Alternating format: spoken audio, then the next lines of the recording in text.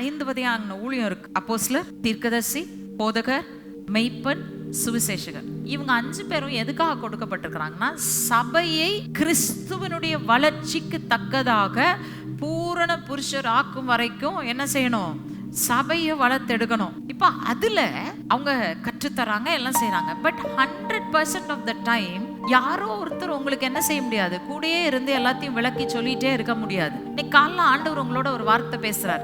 ஏன் ஆண்டவர் இந்த வார்த்தை பேசினார்னு புரியல. யாரா நீங்க எனக்கு போன் பண்றீங்க, டச்ல இருக்கிற அத்தனை பேரும் ஒருத்தர் போன் பண்ணி முடிக்கிறாங்க, அடுத்தவங்க போன் பண்றாங்க, அடுத்தவங்க போன் பண்றாங்க. என்னங்க ஆகும்? கொஞ்ச நேரத்துல எனக்கு இருக்கிற ஸ்பிரிட் எல்லாம் ட்ரெயின் ஆகி போய் எனக்கு நீங்க என்ன சொல்றீங்களோ எனக்கு ஒண்ணுமே வழங்காது. எத்தனை பேருக்கு தான் மினிஸ்டர் பண்ண முடியும்? உங்க வாழ்க்கைக்கு நீங்க பெற்றுக்கொள்ற வார்த்தைய நீங்க ஆரம்ப காலகட்டத்துல கட்டாயமா கேட்டுதான் ஆகணும். என்கிட்ட கேட்கலாம், யாரோ ஒருத்தர் உங்களுக்கு ஆவிக்குரிய ரீதியில உங்களை நடத்துற ஒருத்தட்ட நீங்க கொண்டு போய் கேட்கலாம். ஆனா எப்பொழுதும் கேட்டுக்கொண்டு இருக்க கூடாது. ஏன்னா நீங்க வளர்ந்துட்டீங்கன்னா, பேச ஆரம்பிச்சிட்டீங்கன்னா, நீங்களா வாயை திறந்து கேட்டாதான் உங்களுக்கு கிடைக்கும்.